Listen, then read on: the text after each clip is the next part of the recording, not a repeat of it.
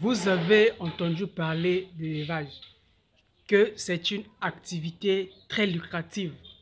Et oui, on ne vous a pas menti. Et en entendant cela, vous avez eu un déclic de vous lancer dans cette activité. En tant qu'un jeune entrepreneur, ne te lance pas d'abord dans cette activité sans regarder cette vidéo à la fin. Parce que dans cette vidéo, je dois te parler des critères qui doivent réellement t'éclairer sur la rentabilité d'un élevage. Parce que très souvent, on se lance parce que X a lancé, ça avait marché. Et souvent, on se lance aussi dans les élevages qui sont populaires. Parce que nous, on se dit tout ce qui est populaire, donc ça marche. Si beaucoup de gens vont dans cette direction, donc ça va. Mais dans cette vidéo, je dois te décortiquer pas à pas tout ce que tu dois savoir avant de te lancer dans une activité d'élevage. Par exemple, si tu n'as pas encore vu une de mes vidéos où je parle de comment gagner 1 million avec l'élevage des vers blancs, c'est-à-dire l'élevage d'un possé, l'élevage d'un tombé, la vidéo, la description, plutôt le lien de la vidéo est dans la description. La formation aussi sur l'élevage des vers blancs est toujours disponible. Si c'est la première fois que tu tombes sur cette chaîne, donc sur cette chaîne nous parlons d'élevage, d'agriculture, du développement personnel et de l'éducation financière. Si ces thèmes t'intéressent, n'hésite pas de rejoindre la communauté des agro-entrepreneurs en t'abonnant sur cette chaîne. Tu dois comprendre que la grandeur d'un parc, la grandeur d'un poulailler, de tout ce que tu veux, ou le nombre de bêtes, le nombre d'animaux ne définit pas réellement la rentabilité d'un élevage. Parce qu'aujourd'hui, il y a beaucoup de paramètres pour définir la rentabilité d'un élevage. Il y a des paramètres comme quel est l'espace que tu dois loger tes bêtes? Combien de temps tu dois vendre tes bêtes? Comment est-ce que tu fais pour nourrir tes bêtes? Combien tu dépenses pour nourrir tes bêtes? Quand tu as un cheptel, par exemple, de plus de 1000 têtes, est-ce que tu dois travailler toi-même? Est-ce qu'il n'y aura pas une charge supplémentaire comme la masse salariale? Et il y a aussi la sensibilité aux maladies des bêtes. Prenons l'exemple d'une activité d'élevage que je suis en train de promouvoir ces derniers temps. Comparons avec une activité que beaucoup de gens aiment plus. C'est l'activité des poules pondeuses pour produire les œufs de table et l'activité de l'élevage des hannetons. Aujourd'hui, si on compare ces deux activités, commençons par l'élevage des hannetons. L'élevage des hannetons aujourd'hui est une activité que moi personnellement je définis comme l'élevage le plus rentable au monde. Pourquoi?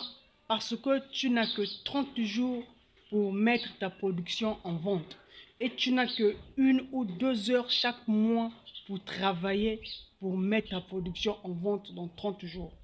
Tu n'as qu'au moins 2000 francs à utiliser pour un cheptel au moins de près de 30 bassines. Vous imaginez, dans une bassine, vous pouvez avoir 100 larves. Et si vous avez déjà 30 bassines, tu utilises juste 2000 pour nourrir les géniteurs, tu te retrouves avec 100 larves multipliées par 20. Et aujourd'hui, les larves sont vendues entre 100 francs et 250 l'unité. Prenons maintenant l'activité que beaucoup de gens affectionnent. Les jeunes dans l'entrepreneuriat veulent se lancer parce qu'il y a X ou Y qui est dans ce secteur. Et ces gens-là qui sont dans ce secteur nous font comprendre que c'est une activité lucrative. Je n'ai pas dit que ce n'est pas une activité lucrative, comprenez-moi bien. Je parle aux jeunes entrepreneurs. Tu viens de commencer, tu veux te lancer dans une activité d'élevage. Moi, je ne voulais pas, moi je te conseillerais de ne pas d'abord te lancer dans la production des œufs de table. Parce qu'aujourd'hui, il y a même des exemples ici, des entreprises ici au Congo-Brazzaville, dont je ne dois pas citer les noms pour faire les publicités, qui étaient jusqu'à la production au moins de 2000 à 5000 œufs par jour. Mais un jeune entrepreneur, aujourd'hui, ils ont fait faillite parce qu'ils avaient des problèmes, par exemple, concernant la provende. Oui, l'activité d'élevage des poules pondeuses, il y a 70% des charges qui est affectée à l'achat de la provende. Et lorsque tu commences en provendérie, lorsque tu commences en champ de maïs, lorsque tu commences sans champ de soja et sans la maîtrise de faire ta provende, je t'assure, c'est dur et c'est difficile. Et lorsque tu te lances pour un début dans une activité où tu as 70% et 30% de bénéfices, tu es à la porte de la faillite. Non, ce n'est même pas 30% de bénéfice, parce que nous avons juste parlé de la provende qui prend 70%. On n'a pas parlé des produits phytosanitaires. On n'a pas parlé des masses salariales, parce que même c'est toi-même qui dois travailler. Normalement, une activité lucrative, tu dois avoir un salaire. Et lorsque on enlève tout ça, on se retrouve au moins autour de 20%. Vous imaginez bien que 20%, vous êtes au bord de la faillite au début. Et c'est une activité très sensible où le risque est très élevé. Et c'est une activité qui prend beaucoup d'espace. Et lorsque tu te lances dans cette activité, dans les zones urbaines, tu as des problèmes avec les voisins à cause des odeurs. Par contre, avec 30 bassines de 10 litres pour te lancer dans l'élevage des ânes, par exemple, tu n'as pas besoin d'un grand capital. Pour lancer une bassine d'âneton, tu as plus ou moins besoin de 4 000. Donc 10 bassines, tu as 40 000. Et quand tu as 100 ânetons à bassine, tu as 1000.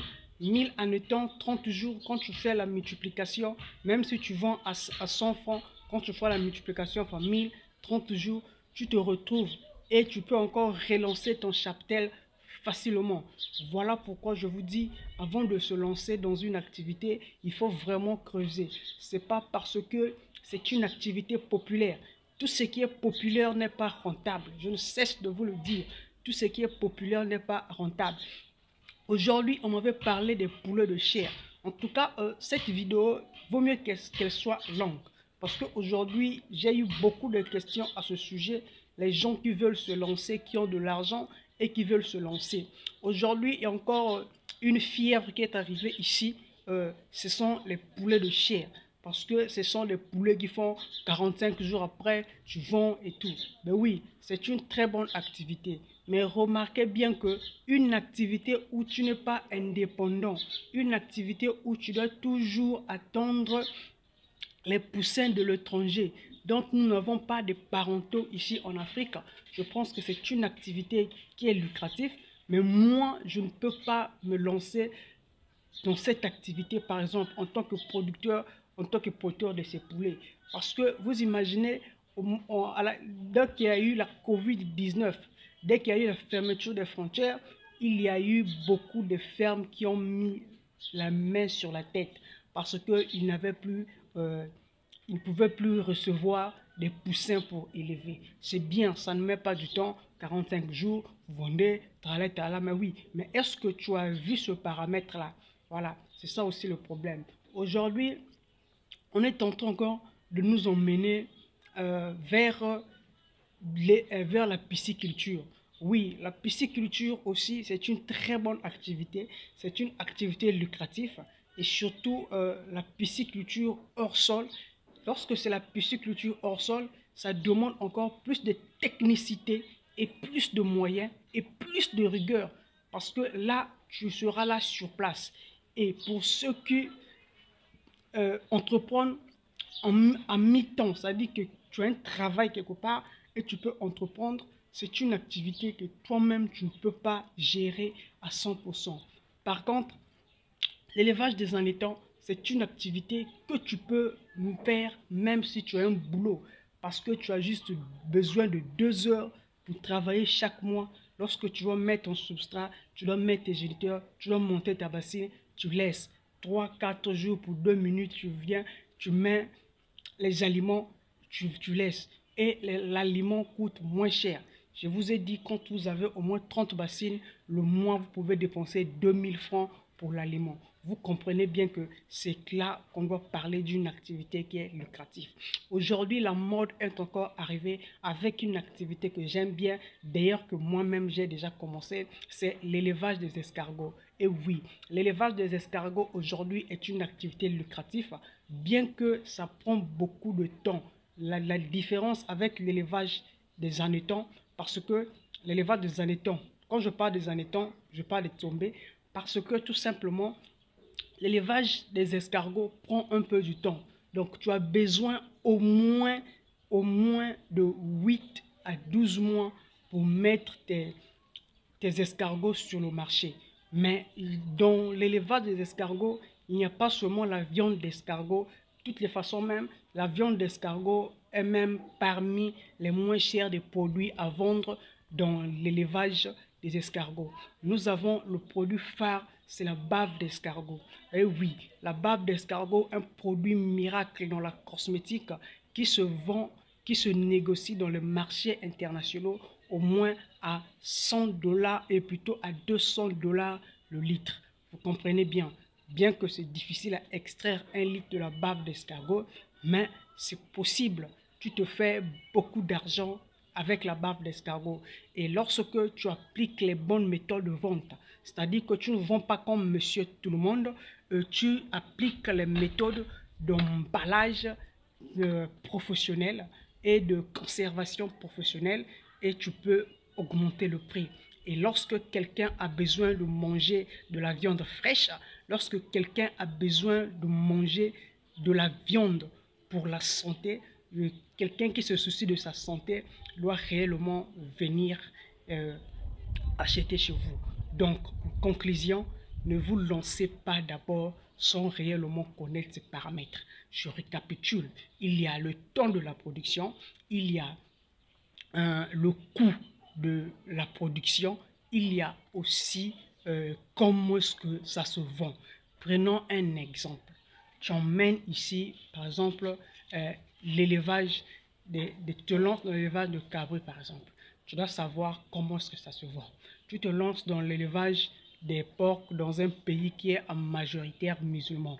Tu dois comprendre que tu auras la difficulté d'écouler tes produits. Donc, il faut aussi voir réellement dans quel environnement tu es.